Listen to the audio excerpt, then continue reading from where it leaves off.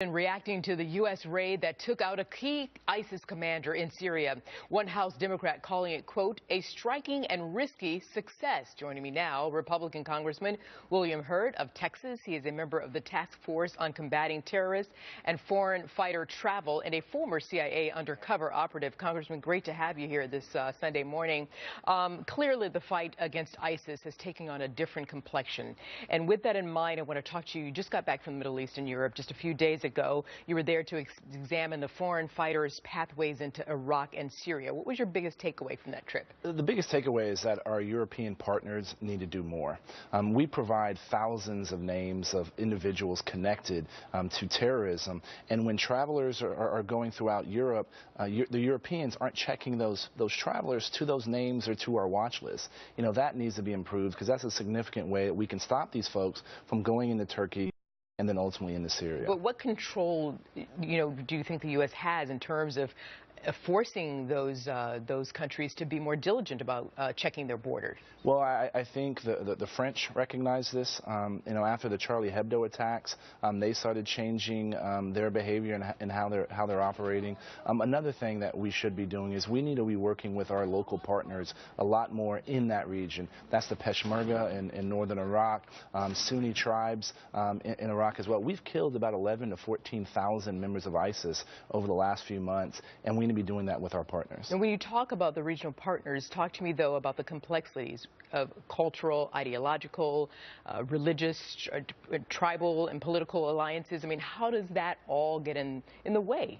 It makes it a lot more difficult, but we have a common enemy, right? And that's ISIS. ISIS is not only a threat to us, to the Israelis, it's a threat to the Jordanians, the Egyptians, the Turks, and this is one of those areas where we can coalesce and work together to bring that down. And the fight against ISIS is really about, we're swatting flies, but if we're going to change the dynamic, we got to drain the swamp, and that means, bringing some real leadership to Syria, and that means we can't have Bashar al-Assad as president or Nusra Front or ISIS in control. So how do you get rid of Assad?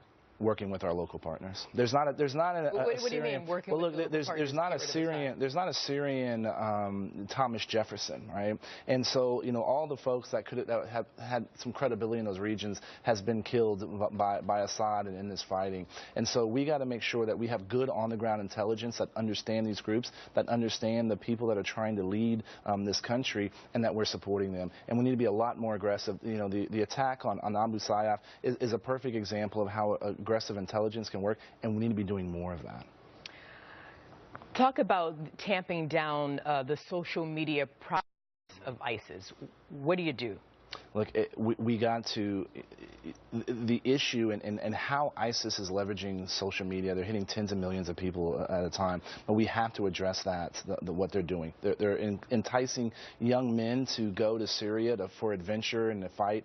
Get done. You've been playing video games, do the real thing, and we need to let people know that it's not an adventure when you go down there. You're more likely to get a bomb dropped on your head or a bullet in your chest than finding adventure. So showing real stories about what's happening, talking to mothers and fathers about understanding what their kids are doing. This is hard to do.